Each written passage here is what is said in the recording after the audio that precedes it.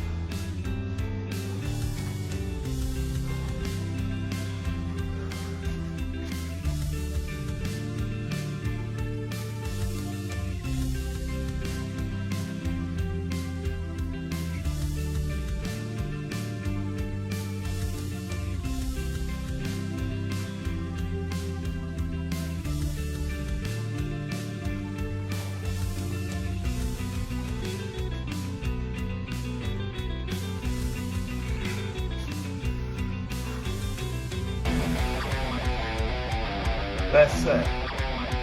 She's kicking my butt today.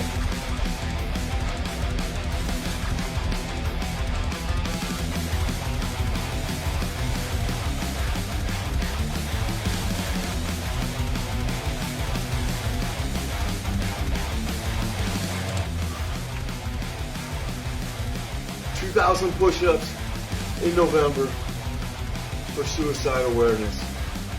22 veterans to lose every day. It's too many. Go to my page, donate to raise awareness for this awesome cause. Louder Than My Demons supports the veterans.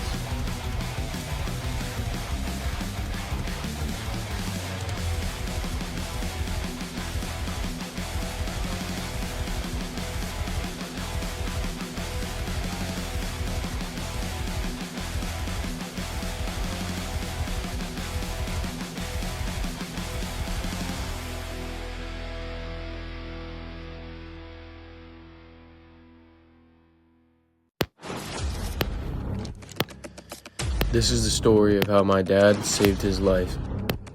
And now, he's fighting every day to save what matters most. His family, his music, and his soul.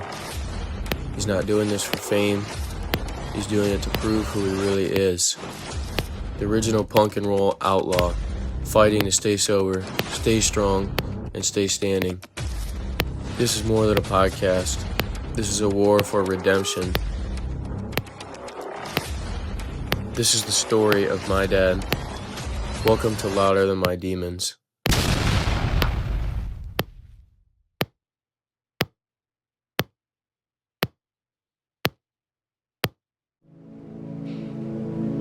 The war doesn't always end when the gunfire stops. Sometimes it moves inside. Every veteran signed the same blank check, payable to the United States of America, up to and including their life, myself included when I joined the Marine Corps. Some cash that check on the battlefield. Some cash it years later in silence in a room full of ghosts. The war doesn't always end when the gunfire stops. Sometimes it moves inside. We decorate the uniform, but we often ignore the wounds underneath it. Sebastian Junger wrote, "The willingness to die for another person is perhaps the purest and most positive form of human behavior there is." And my favorite president, Ronald Reagan, said, "We can't help everyone, but everyone can help someone."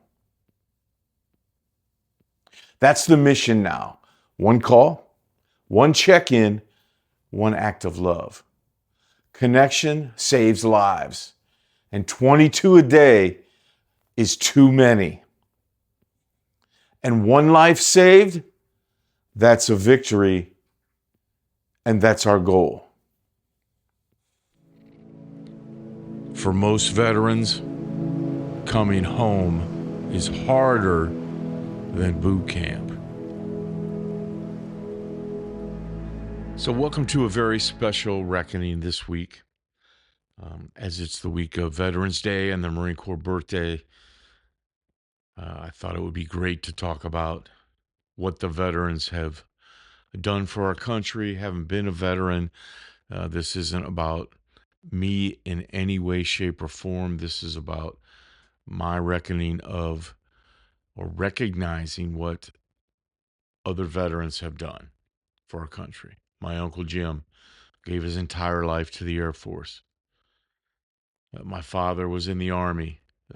I was in the Marines. I have great friends like Dennis and Sam and Chris Shelton and other guys like that who have been friends for a long time that were in the military, and they wrote that check that I talked about during the opening sermon.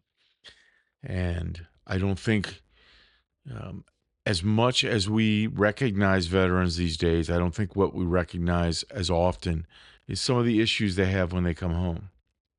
And so that's what we're talking about today through some of the different ways that I'm doing this. The first thing I want to do, as always, is check in on my gratitude, because gratitude is the whole key to being healthy, to appreciating what you have in life, and to staying present, which is very important. Three things that I am grateful for this week is the ability to find my breath. My purpose is coming back. This new job that I'm training on, working in the studio, is life-changing. Kern is awesome to work with. It's not even working with him. It's working with. The guy trusts me, and I don't even know what I'm doing yet, and he hands me a brand new neck that he bought and says, "Here, let's do this, and you go do it." And then when it's done, it looked amazing, and I was very proud of it. And you get your hands in there and get a little dirty, and it's something that I enjoy. I get to talk guitars. I get to talk amplifiers. I get to learn about amplifiers. I didn't know a capacitor from a resistor, from a tube, from all that stuff that's in there. And little by little, I can't tell you, I can't explain it. But when I listen to Kern talk about it now, and he's pointing at things in the amp, I'm like, oh, okay. And something, the way that I learn is I talk in threes. Kern tells me something, I like to say it 3 times. And hopefully it'll stick that 3rd time, or maybe he'll have to show me 3 times. I also have learned a lot about working on the guitar neck and just talking guitars with him. We've talked about music and all the exciting things he has going on with Venom Inc. We've put together a plan for the Corruption for next year, including after we finish the live album with Thomas, Kern and I are going to put together a plan for 3 Chords in a Cloud of Rust, which will be the next Corruption album. We've already got the 5 songs written for that. And we'll go in the studio probably in January and get that done. Get those 5 songs done. And then the big full-length album we'll be working towards. Hopefully maybe when Kern's done with festival season, so August, September, maybe we can record that. Try and do 10 to 12 songs. And that will be called Zeppelin 4. Just having some fun, talking guitars, working on guitars, playing guitars. I get to play. If I want to go over and sit down and play on any one of his amps or anything like that, I just, hey, I'm going to go jam for a minute, and he doesn't care. I haven't done a lot of it yet because I'm trying to learn, but I know that if I want to, I can walk over and do it. I'm excited to do this. It's really cool. The schedule's great, and everything about it is just freaking awesome. And I've been writing. I wrote a song last night called "Not You Again." No, "Not You, Not Again." 3:00 in the morning, I'm laying there ready to go to bed, trying to go to bed, trying to go to sleep. Song pops in my head. Next thing I know, I got chat pulled up. Chat helps me organize my thoughts on songwriting. I'm typing it in there. We're organizing it. I grab my guitar, sit in my bed at 3 in the morning till 4. Got up today, liked some of it, rewrote it, resang it, moved some words around, reran it through. My drummer came over tonight and I played it. I couldn't even make it through the song without some tears and some choking up because it's a very personal. I had a situation happen last week that I'll talk about next week in the episode I'm going to do on sobriety next week. It's kind of a sobriety check-in, and this song hit home as a result of that. So pretty cool stuff going on. I'm also very grateful. My daughter's mom and I have been getting along fine. She's been very open to letting me see my daughter more. That is a corner that has been turned, a page that hopefully has been turned. My daughter got her own little phone where she can text and call. She can't do anything else.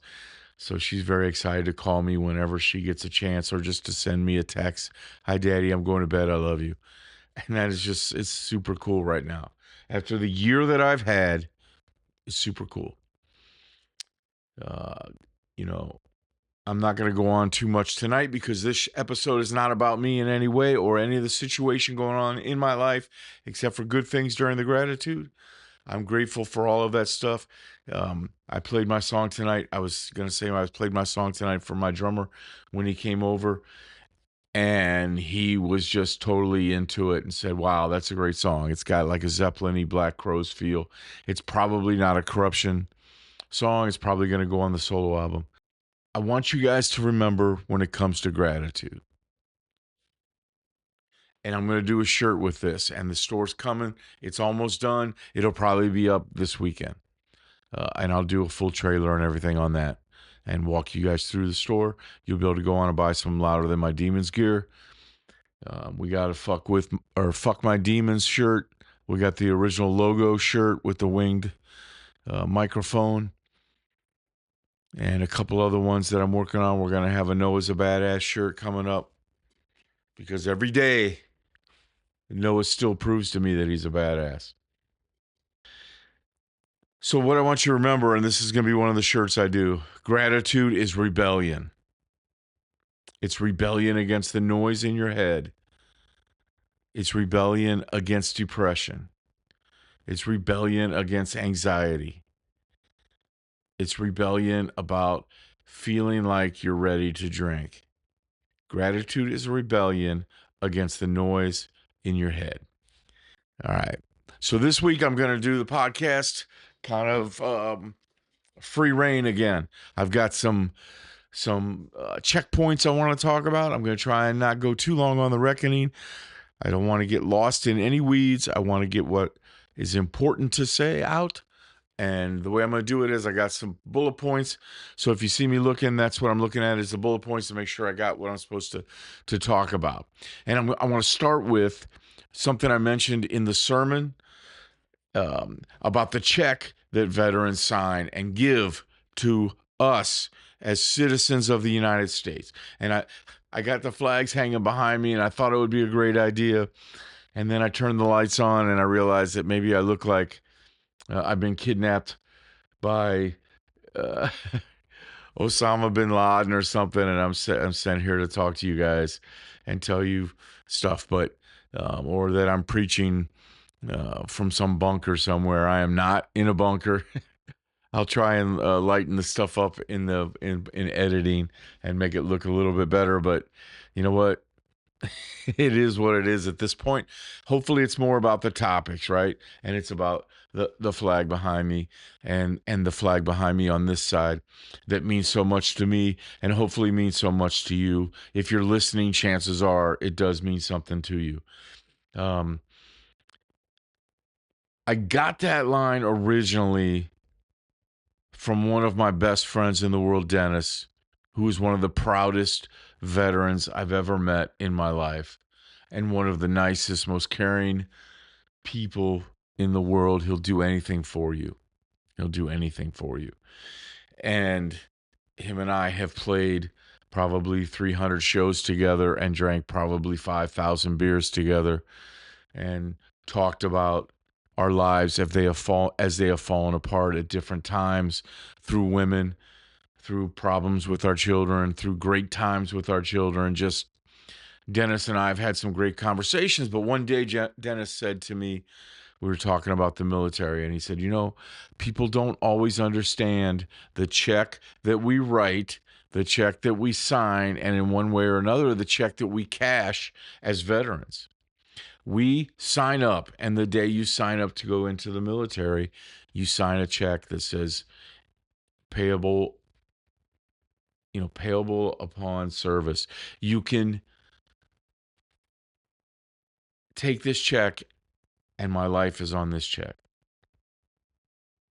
You are basically giving them the right to your life. And it's very important, and it means a lot. And, you know, some people cash it in combat, and we talk about those guys all the time. That's something that this country has really improved on, is thanking our veterans for their service, sometimes to the point of it being embarrassing for somebody like myself who was in 40 years ago. Sometimes we talk about this so much that some people just say it out of habit and don't think about it. But it means a lot to a veteran when somebody says thank you for your service. It definitely does. So we appreciate it when you do that. But some people end up cashing that check later. And I'm going to talk about a song that I've written called The Sacrifice later in this episode. And one of the characters that I wrote about in that song was a Marine Corps veteran. And it's nobody that I know. It's just a character that I created for the song. And this gentleman was an awesome Marine, right? Loyal, proud, served 25 years in the Marine Corps, never complaining about anything. And then he bought a house, and he bought a house on the lake, and he'd been dreaming about this forever.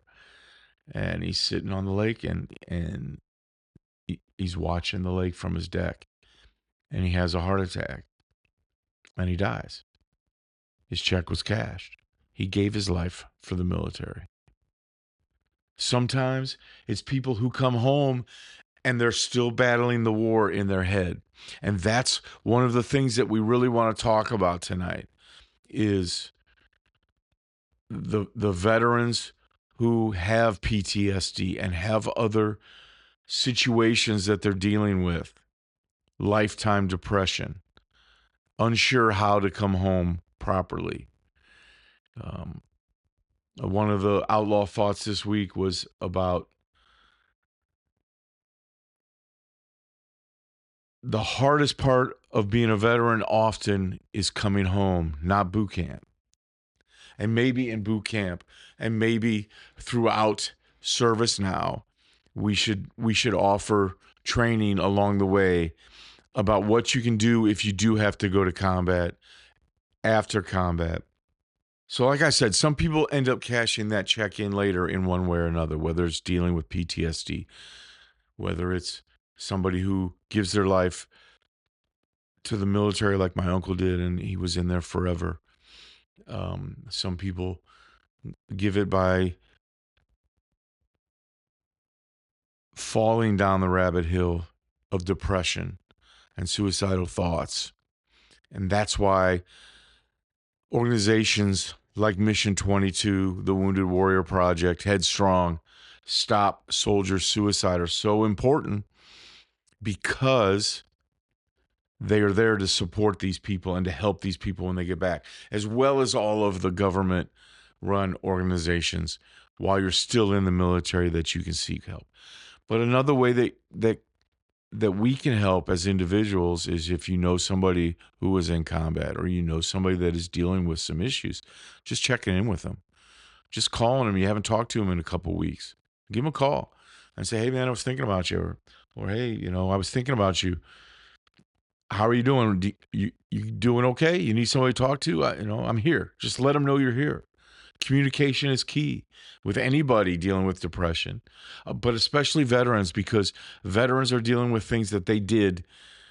Oftentimes they're dealing with stuff that they did that they're not trained on how to deal with the ramifications of maybe taking a life or seeing a buddy's life who was taken, or being in a car that exploded, or just, anything that they have to deal with while they're in the military in combat. It's not a great situation, and we have to do a better job of protecting them because of the job they do of protecting us. I'm going to say that again. We have to do a better job of protecting the veterans of this country because of the job they do protecting us. The war inside is the one that nobody trains you for. And we have to keep that in mind.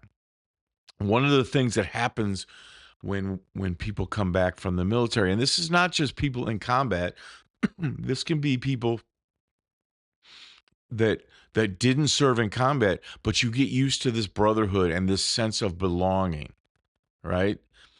Your unit becomes your family, whether you're in combat, whether you're in a combat area, whether you're just stationed at Camp Lejeune like I was. Your unit becomes your family. You spend so much time with these guys and these gals that they are the people you turn to when you need help, or they are the people you turn to when somebody back home is having an issue, and the only people you can talk to is the guy that sleeps in the bunk next to you or that you're sharing a tent with. And so when you come home, you often miss this chaos that is around your life. It's almost like the trauma bonds we've talked about before, right? You start to miss that rush that you got when you were doing stuff in the military. You miss hanging out with the guys and girls. You miss the camaraderie. And you come home, and that's something else that adds on to dealing with what you might have done while you were in the service. And again, coming back is hard. Coming back is hard. And how can we help these people? There are lots of ways to help these people. What we want to do is bring awareness to what they're dealing with. I am no expert. I say that every week on here, so I'm not going to tell you how we help them heal. But what I am going to tell you is some of the organizations that are there to help them heal. One of the ones I'm participating with right now, I have the shirt on underneath here. It's Stop Soldier Suicide. They're running a great fundraiser for November. 2,000 push-ups in the month. I am doing this. I'm up to, I think, 500 push-ups. I'm a little bit behind, but I'll amp that up over the weekend. My daughter likes to do push-ups with me, so her and I will do a bunch of push-ups this weekend. But if you go to my Facebook page, there's a link on there. Please go and donate some money. I think my friend Michelle sent me a donation that I'm going to add up onto there. I think that puts me about halfway to my goal. My goal is 200. I know that Kim and Lisa both donated as well. If you guys could please go on there, donate $5. I don't care. I'm going to do 2,000. My goal is 3,000. I still have time. Even though I'm only at 500, I had a couple days that I slacked. I'll make up, and I'll end up right around that 3,000 by the end of the month. So go on there and make a quick donation if you don't mind. It's on my Facebook page. I have it pinned at the top. It's a great Organization. Mission 22 is an amazing organization. 22 veterans commit suicide every day. And I'm trying to ram that home on my podcast. It will be tagged on all my podcasts from now on. When my store opens next month, I am going to donate between them and Stop Soldier Suicide. I am going to donate 22% of any of the profits that come through. And I'm not trying to make a lot of money on this to begin with. And so then I'm going to donate more to them so that I can help bring awareness, because Mission 22 does a great job. Stop Soldier Suicide does a phenomenal job. And I want to help that in any way that I can. And if that's just a small, quiet donation, awesome. When you're doing these push-ups, I like to think, every rep is a name or a memory or some sort of reminder that the fight isn't over. When I was in the military, I had to do honor guard for a friend of mine from high school. He didn't graduate with me, but he was from the same school as I went to. And he committed suicide while we were there. And I did the honor guard for his body on the way home back to the United States, or back to Ohio from North Carolina, and then was there at the funeral and presented the flag to his family. And it's not easy. It's not easy in any situation, but especially when a young man like that felt that he had no way out and took his own life. It's not great. So a lot of these push-ups go towards that man.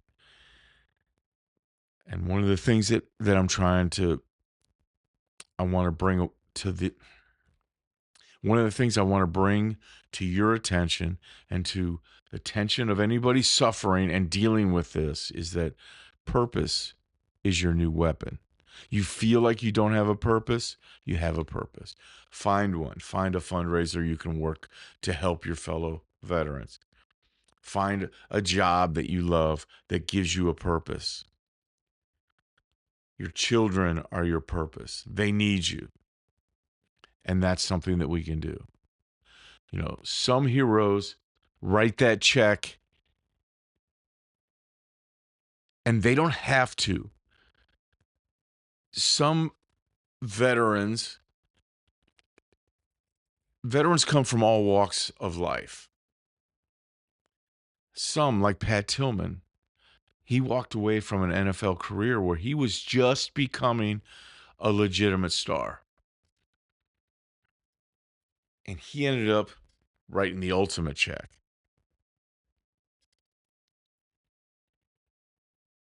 I like to think that he is glad that he did that. Ted Williams, one of the best baseball players of all time, maybe the best, Teddy Baseball. Definitely one of the 2 or 3 best hitters of all time. He paused his baseball career not once, but twice to fly combat missions in the Army. That was before there was an Air Force. It was just the Army. Bob Feller enlisted the day after Pearl Harbor. These guys walked away from a life of relative comfort to do what they felt was the right thing to do. That's what makes me proud that I was a veteran. These guys like that. Because courage isn't complicated. It's choosing duty over comfort. And that's what those guys did. And musicians have done the same thing. Usually musicians did it first, though. Jimi Hendrix was in the 101st Airborne. John Fogerty was an Army Reserve. And a lot of his songs were about Vietnam veterans or about fighting against Vietnam and not liking it. And I don't have a problem with that. I do not have a problem with that because he was using his right, freedom of speech, to rail against something, a war that he thought was not a good thing. But he didn't walk away from that war. He might have been a reservist, but he didn't walk away from it. Another thing that people are affected by are celebrities who have committed suicide, because we don't know what's going on in their heads, just like we don't know what's going on with veterans. And if we don't ask and we don't fight to get that out of them and to try and help them, we can't help them if they don't tell us. And because they most often don't tell us and don't cry out for help, it's usually too late when we figure it out. Chris Cornell and Chester Bennington are two of the examples of this. And Marshawn Nealon, who played for the Cowboys, scored a touchdown on Sunday and took his own life on Tuesday. We don't know what's going on. They seem like they're at the top of the world, but they're not. So we know that veterans who might not be at the top of the world, they were in combat, they're struggling. Even if they're not showing it, they're probably struggling. Just ask them how they're doing and try and help. See if you can help. Make sure they're aware that there are organizations that will help them. Mission 22, Stop Soldier Suicide, the Wounded Warrior Project, Headstrong. These are programs that are built, organizations that are built to help these people. You know, some people fight their demons inside and they keep them inside. They don't know to be louder than them. And we have to find a way to help them. And often it comes from just quiet, small ways. A little donation. 5 extra push-ups. 5 extra push-ups. You might think it doesn't mean anything. But what it does is makes you more aware of what's going on. And it makes you more apt to reach out to somebody in the future and see if you can help them out. Because often it's not the noise that kills, it's the silence. It's the lack of connection. It's the lack of a purpose. So we have to help them make sure they know by communicating, by forming a connection with them, and by helping them find their purpose. So if you know somebody who's a veteran and might be struggling, and even if you don't know for sure that they are, maybe just reach out to them this week. What's it going to hurt? They're your friend already, so it can't hurt to catch up with them if they're not struggling. But if they are, maybe you reaching out to them is the difference. Something that I like to say is that one call can save a life. So make that call. Reach out to somebody. If you've been touched by suicide in your life, you probably know that you weren't aware that that person was dealing with it before.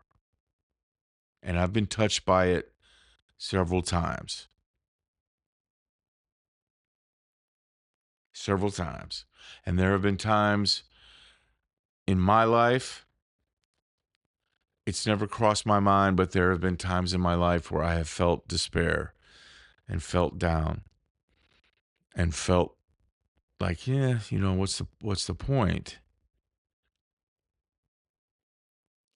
Luckily, I never let myself get too far into it. And I always knew that I could reach out to somebody and talk to somebody. And I'm not afraid of therapy since I was 20 years old.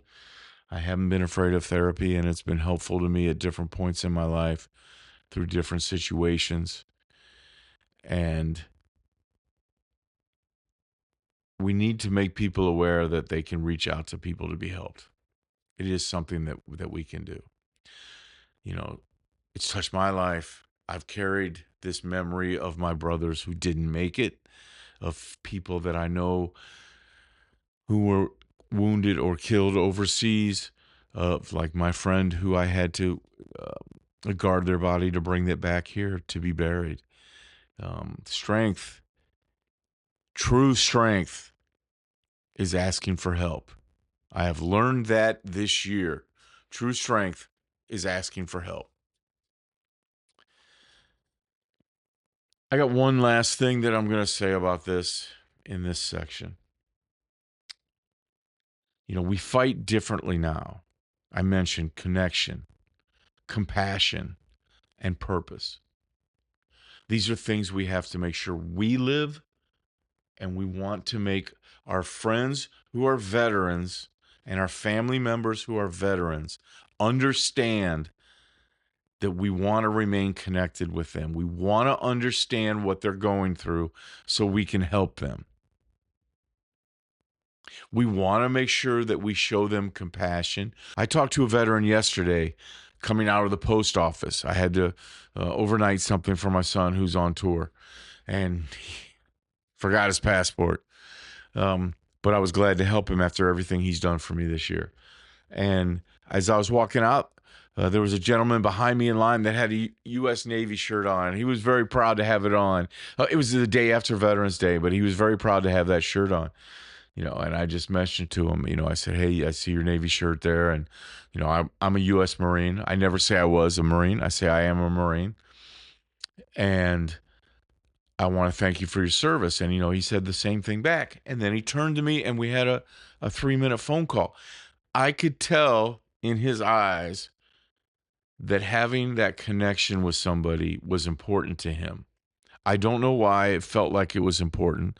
As I turned to walk away, he turned back to say something else. Asked me if I'd gotten my free dinner at Roadhouse, which I'd forgotten about, damn it. I wanted a steak, but I forgot about it. And I said, oh, no, I forgot. I turned to walk away again. He said, well, you can go to the Roadhouse over here, and Tony's there, and he told me that if any other veterans missed out to call down there and they'll give us a voucher. Now, I didn't do that, but I could just tell that he was looking for some connection. I like to think that maybe that helped him that day with whatever he might have been dealing with.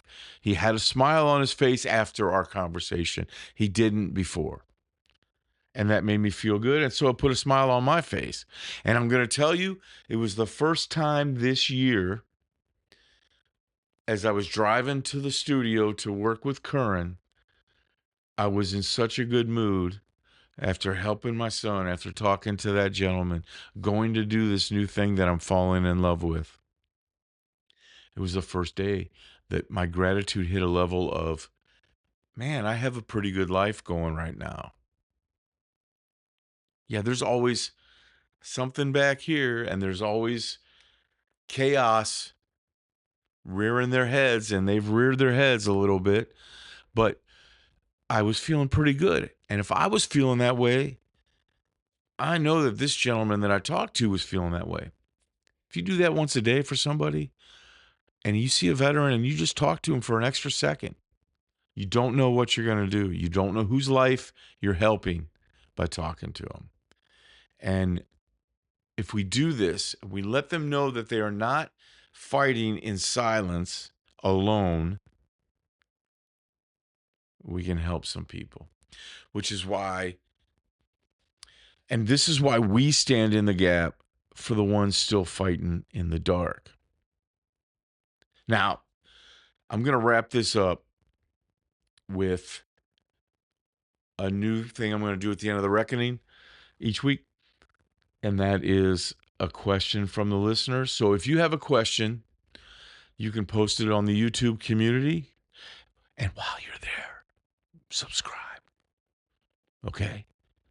Or you can post it on our Facebook page on one of the posts that we put up. And while you're there, make sure you're following us. Make sure it says that you're following us. I need to increase that stuff.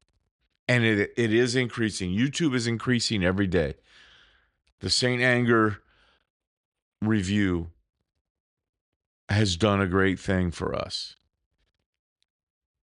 We had 5,800 views in one day of reels and podcasts. Each one of the podcasts went up several, each episode. On TikTok, I had over 4,000 views of the ones I put up there, and on Facebook, I get 5,000 views on Facebook almost every day of reels and stuff like that. So St. Anger, the reviews, evidently you guys like those, and so I'm going to continue Next week's we'll have Dr. Feelgood. I already ordered the album. It'll be here Monday. I've already started listening to Dr. Feelgood until I will be sick of it by the end of the week. In 2 weeks, I am going to do one that you've probably never even heard of, but I feel is important, and that's Jimmy Page's Outrider album, his only solo album.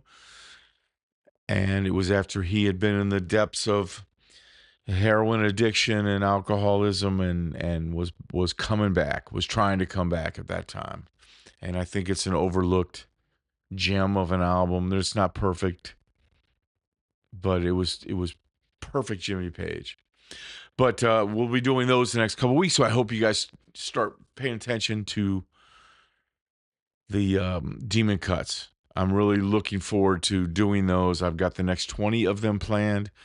They're going to drop each week. They're going to be about 10 minutes. It doesn't take you all day. You can watch it on a break, smoking a cigarette. Quit smoking, okay? Go outside and stand and breathe the fresh air instead of smoking and watch one of my videos. But this week's listener is from my very good friend, Michelle. And I'll play it for you right now, and then I'll answer it. Why did your son not have a key to your house?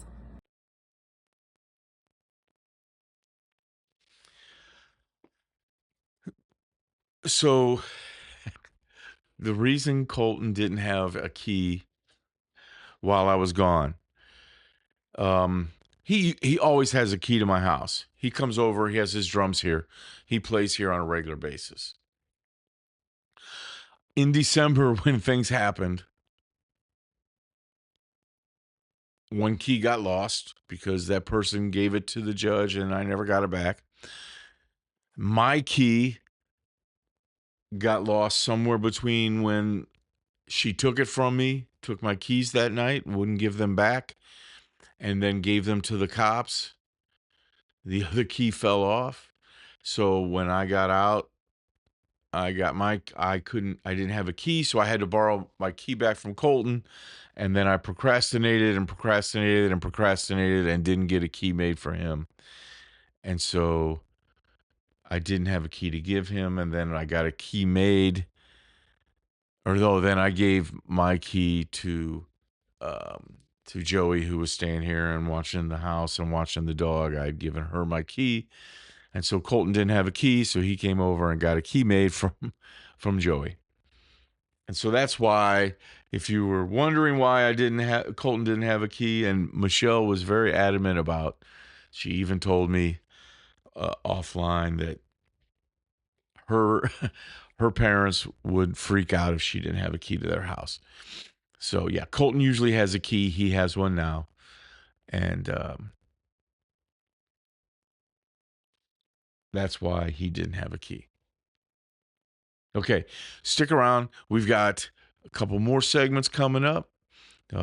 We've got Beyond the Songs, where I'm going to play The Sacrifice. So, and then we've also got a journal, a very cool kind of emotional journal entry this week, and then the reprise. So I appreciate you guys sticking in. This episode's been very important to me, and I hope that you guys appreciate it as much as I did. Thanks. Check in, reach out.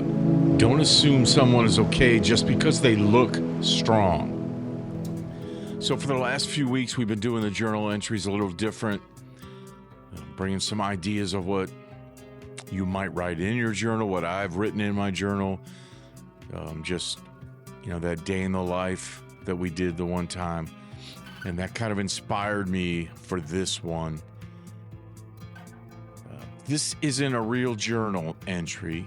It's a combination of words, pieces of stories I've heard and read about veterans and from veterans over the years. Things many of them have never said aloud. Maybe things that I have had in my head as a result of being in the service. Just a combination and a collection of thoughts organized into this. Most recently, I read an awesome sad, almost brutal book by Pulitzer Prize winning journalist David Finkel called Thank You for Your Service, and he followed a group of Iraq war veterans through their struggles with PTSD, trauma, therapy, and reintegration. And some of these things, all of these things, can also be tied to people who are not veterans if you're dealing with these type of things. So I just thought this might be interesting to kind of give you an idea of what some of these people, these men and women who write that check for us are giving, and what they're dealing with as a result. So, just remember, this isn't a real journal. It's just a combination of words. It's a story, just to give you an idea. And if, maybe one of them had written a final entry, it might have sounded something like this. I keep waking up before the sun. It used to be muscle memory. Now it's the only time the house is quiet enough to think. I miss purpose. I miss being needed. I miss feeling like the world made sense. Out there, everything had a place. Back here, it feels like I'm always in the wrong room. My family thinks I'm distant. Truth is, I'm scared they'll see the parts of me that never came home. I keep telling myself that tomorrow will feel different, that the fog will lift, that I'll stop feeling like a ghost in my own life. I don't want to be a burden. I don't want to worry anybody. I just want the noise to quiet down. I just want to feel like me again. If anybody reads this, I hope you know I tried. And I hope someone out there gets the help that I couldn't ask for. These aren't the words of one veteran. They're the words of thousands. The ones who loved deeply, the ones who fought hard, the ones who didn't know how to say they were drowning. If these words sound anything like you, please reach out. You're not a burden. You're not alone. Someone wants you here. I want you here. 988. Press 1.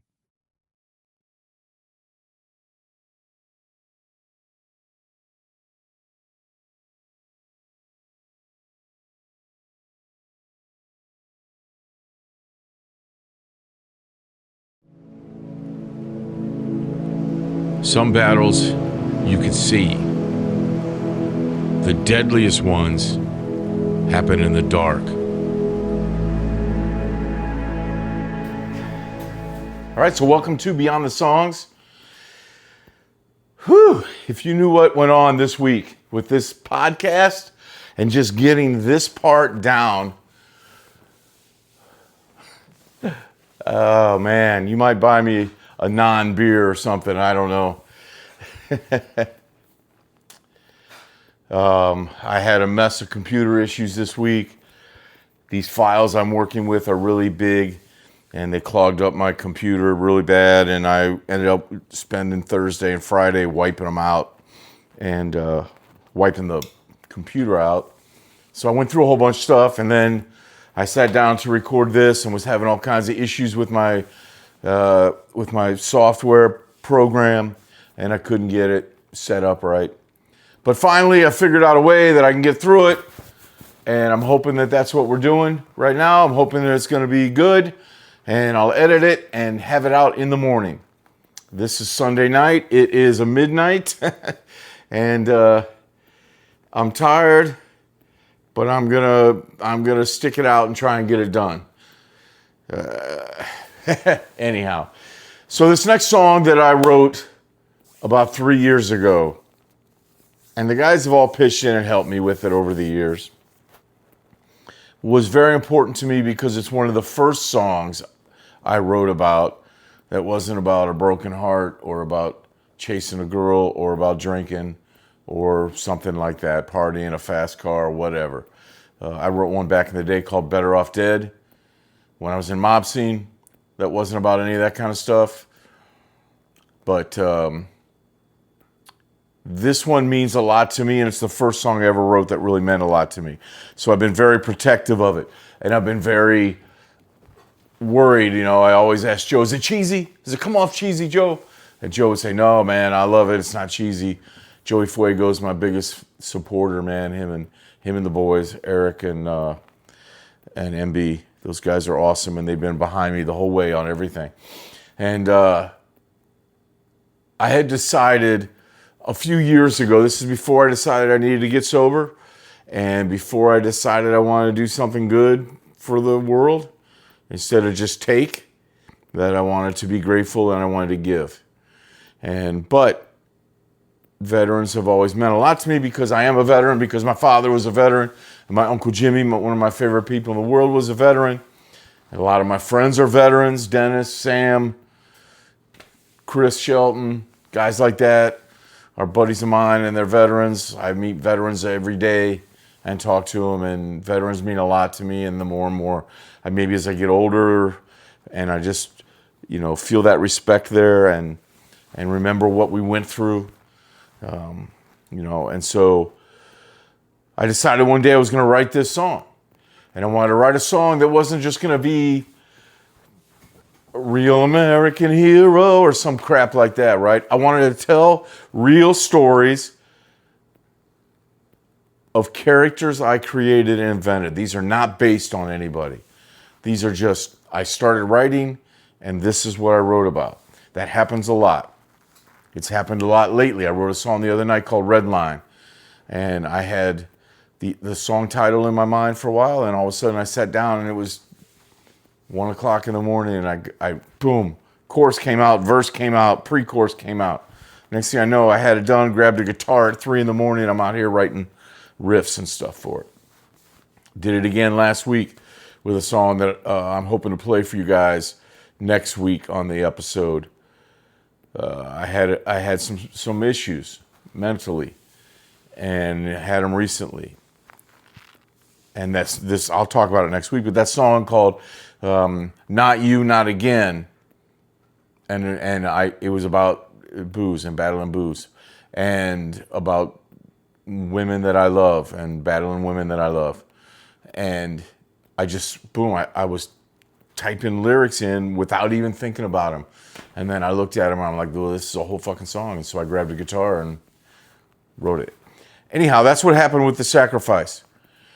And The Sacrifice is about 3 specific characters. And all 3 of them are different. Vastly different. From different branches of the service. During different conflicts, different times. There's a little overlap on 2 of them, but not really. And I've never really named them.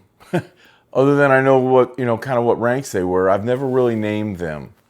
But I can picture them. If you asked me to draw them, I could draw all 3 of them. It's odd that I never gave them a name, but I never did. Maybe I didn't want to use names in the song, so I didn't give them a name. Anyhow, that's what Beyond the Songs is. I'm giving you like this behind the scenes and inside the inner workings of how I write stuff. And I really got in depth on this because I didn't want it to be cheesy. I wanted it to be badass. I wanted it to be something rockin' and something. There's not a lot of like badass rock and roll, proud to be an American, proud to be a veteran songs. They're always the country songs, or something like that. And I wanted something rockin'. And, it kind of became like this Social Distortion influenced song, but it wasn't meant to be. I love Social Distortion, but I haven't been influenced by them as much as some of the other bands I've listened to. Now, Fuego has, and Fuego recognized it immediately that, hey, this has got a social deform, and him and I talked about it, and we actually took advantage of that. And when you hear the final album, you'll hear that it's a punky rock song. I'm going to play it acoustic, and I revamped it and kept a little bit of the aggression, but for the most part, it's more of an acoustic song, like I do on this show. And So the first character, I'll give you a little bit behind the scenes on the characters, just because I think it's kind of cool and I'm proud of it. But each character came from a different time frame, and the first character was in World War II. And in my mind, I don't really talk about all this, but in my mind, he was brought up in a rough neighborhood, probably in New York, and he didn't have a lot going for him. And he was sick of getting in trouble. And his family was no good, and they didn't help him with anything. And so he went up and signed up for the Navy, went to boot camp, and then left on a ship, got stationed in Pearl Harbor, and was on the ship. He loaded the torpedoes, was his job. I don't even really know what you call that, but he was an E1. And he loaded the ship or the torpedoes into the ship, and or ammunition of some sort. He did all that kind of stuff. He was an ammunition expert, we'll say. And he was on one of the boats, one of the ships that sank in Pearl Harbor. And he didn't have anybody in his life. He wasn't close to anybody. His brothers were his brothers in the Navy. That was the first time he'd been close with anybody really in his life. But he was a proud American, because back then everybody was a proud American. And that's the way it should be. And he had no problem sacrificing his life for his country. And the second one is about a black woman in my mind. It always has been. I don't know why.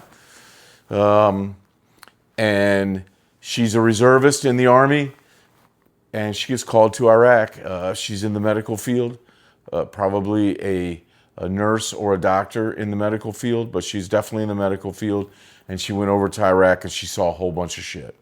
She left a couple kids back here, went over there, came back, was never quite the same, like so many veterans often are, which is a big deal about this episode, or on this episode, which is a big deal in life, which is why we use the hashtag 22 a day is too many. And she definitely felt the ramifications of being in a war zone and seeing what happened to our veterans and seeing what happened. I don't feel like in my story that she was wounded or hurt or anything like that. She was wounded mentally because of what she saw. And the line is, she had the blood-stained eyes. And the third one is somebody I probably knew. He was probably in the military with me, and he was probably a master sergeant. He was a master sergeant or master gunnery sergeant. We call them tops in the Marine Corps. He was a top, and he was in 25. I say 25 years. He might have been in 30. But he was in 25 years. He was probably in the Panama invasion, which I was a part of. He was probably in at that time, and that was where he saw his first action. And then I would assume in my mind, he was also in Iraq, both wars in Iraq. He was in Afghanistan, and probably because he was so good and such a badass, probably in all kinds of little invasions and stuff that we don't ever even hear about, because there are a lot more than we think. I was a part of a few of them that never really talked about, because you go somewhere and you do something and you come back. But he never complained about anything. He did his time. All he wanted was to get a house on this particular lake in his hometown up in Washington. He wanted a house on this lake because it was the most beautiful sight he saw as a young boy. And that's where he dreamed about when he was in the military. Whenever things got tough, he dreamed about that lake. And he got out and he bought a house on the lake. He was sitting on his deck and he had a heart attack and he died. It's amazing to me how much these three people have become a part of my life and how clearly I can picture them. Yes, I didn't name them. I could name them now. The first guy would be Johnny, because probably everybody was Johnny in World War II, right? But I would say that I could draw pictures of each of them from how clear they are in my mind. And I could probably write a book about each one of them, because I have created a backstory in my head. And it just helped with this, because I didn't know how to do it. I had never written a song where I was actually using characters, you know. I didn't want it to be like Bon Jovi and be, Johnny worked a job on the dock. I didn't want it to be like that. I wanted it to have some depth to it. So I created depth behind the limited amount of space I had for each verse. But the whole song is just about the different ways veterans sacrifice their lives and write that check that we talked about. And these are 3 different ways they could do it. I could probably do a song on each album about 3 different characters and never run out. Like, it's easy to do because of all the different types of people that make that sacrifice and all the different ways that they make that sacrifice. And this episode is to bring to your awareness how they do it and what they do and why we need to help them when they come home and why we need to prepare them before they go for what they're going to see and give them better tools for how to deal with it, and then have those tools over there in wherever the conflict is that they are stationed, have them over there so that they have tools immediately, and so that we make them know you're not a pussy because you take advantage of these offerings that we make. If you go to counseling, it's not a bad thing. It doesn't mean you're not going to be able to be trusted in a foxhole. Do we even use foxholes anymore? I don't know. But it doesn't matter. You need these tools, and we need to make sure that we do a better job of giving them the tools ahead of time. That's how I feel. I don't know what everybody else feels. I read a bunch of books the last couple of weeks, and that's what I feel is necessary, is we give them the tools in boot camp, starting in boot camp.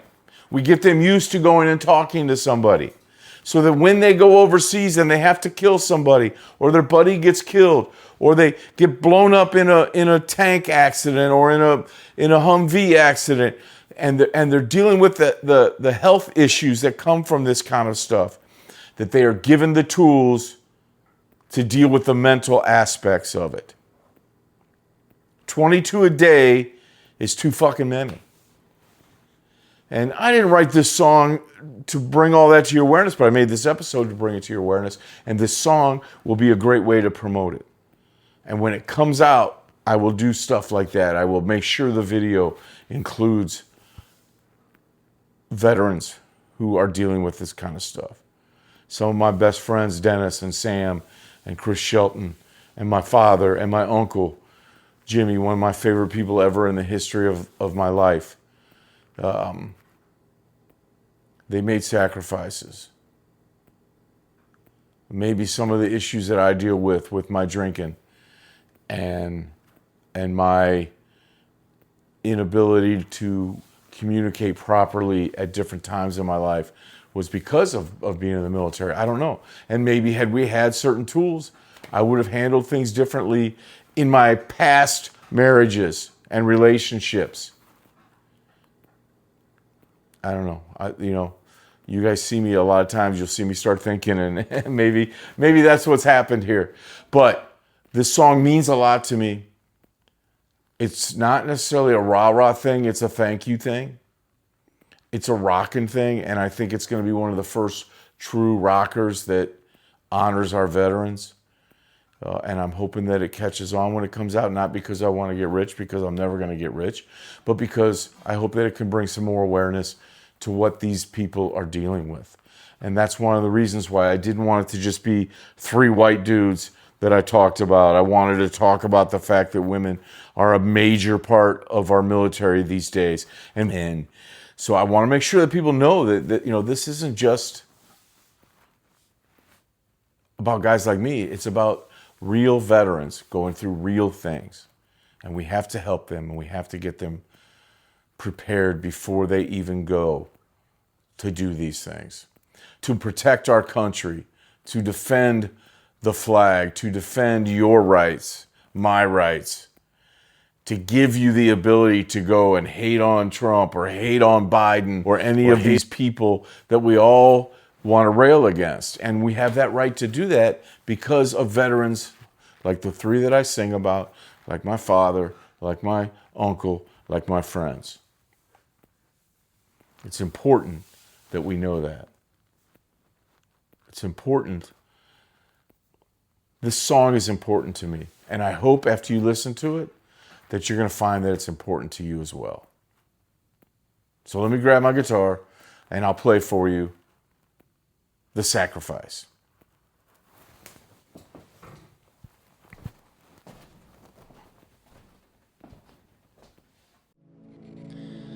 The strongest people you know may be fighting the hardest battles.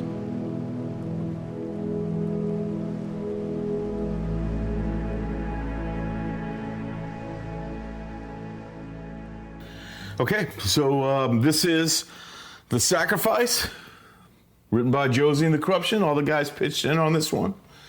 I hope you like it.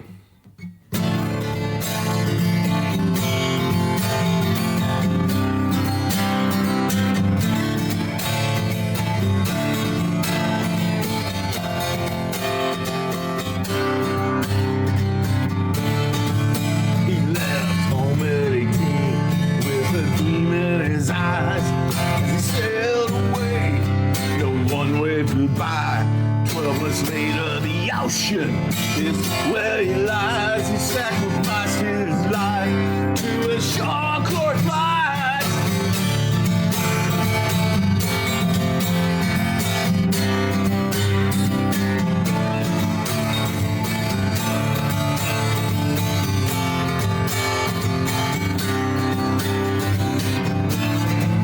She kissed her babies goodbye with a tear in her eyes.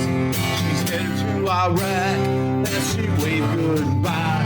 12 months later, she's back with bloodstained eyes. She's seen the sacrifice, seen the shattered lives, the sacrifice that you give for the lives that you defend. It lives on and on. It pays the toll again, again, and again. So live on, live on. Your sacrifice will live on. So live on, live on. Your sacrifice will live on.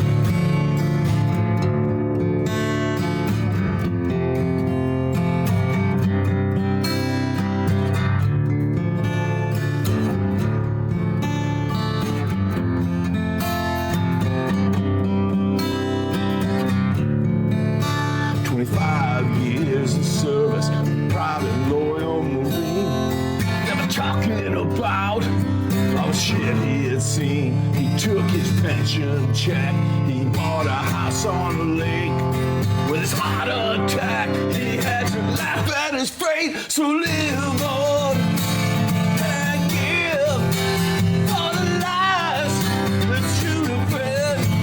Your sacrifice lives on and pays the toll again, again, and again. So live on, live on. The life you gave, live on. Your sacrifice will live on, pays the toll again, again. Your sacrifice that you give every night that you live. The sacrifice that you give, it lives on and on. The sacrifice that you give lives on and on. It pays the toll again and again, again and again. So live on.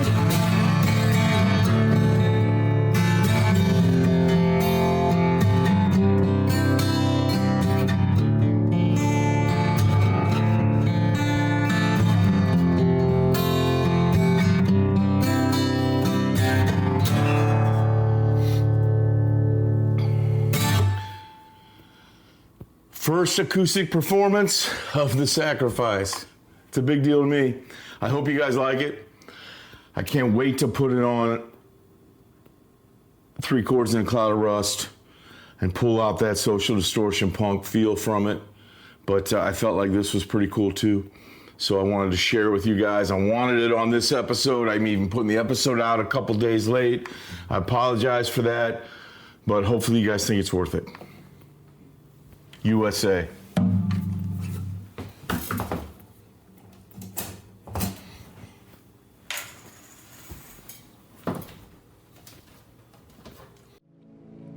Always remember, one life saved is victory. When the uniform comes off, the mission doesn't end. It just changes. Out there, you fight for the person beside you. Back here, sometimes you're fighting just to stay present, just to stay alive. And that is why organizations like Mission 22, the Wounded Warrior Project, Headstrong, and Stop Soldier Suicide matter. Because they stand in the gap where so many fall. They're the ones answering the phone at 2 a.m. And they're the ones offering therapy when someone feels too ashamed to ask. They're the ones reminding our veterans that they still have brothers, they still have sisters, they still have purpose. And maybe you're listening tonight thinking, what can I even do? You can do more than you think. Even a few push-ups a day in a fundraiser like the one I'm doing, it helps. Even a quiet donation, it helps.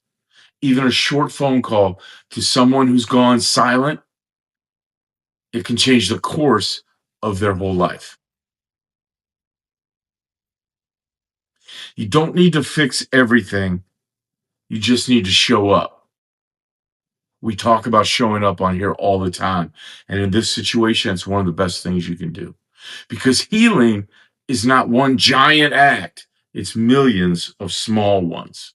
And every time you reach out, every time you care, every time you choose compassion over indifference, you're helping bring one more veteran home in the ways that actually matter. If you're struggling, reach out. If you're listening, take action. If you care, do something, even if it feels small. For our veterans, for our brothers, and for our sisters, for the ones still battling the dark, your voice, your effort, your kindness might be the thing that keeps them here. If we save one life, that's victory.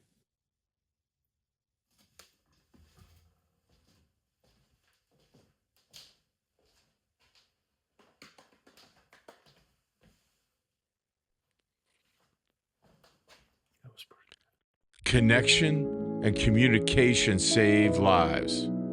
Silence is what kills. To every veteran who's ever worn the uniform, thank you for your service.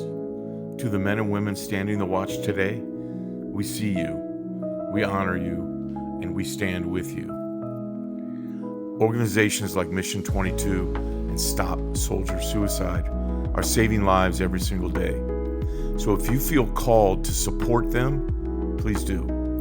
Even a quiet donation, even a moment of your time makes a difference. And thank you, the listener, for being here today. We are just getting started. The new Demon Cuts review of Dr. Feelgood drops any day now. And next week's sobriety check-in episode is going to be a necessary one for me. Raw, honest, and real.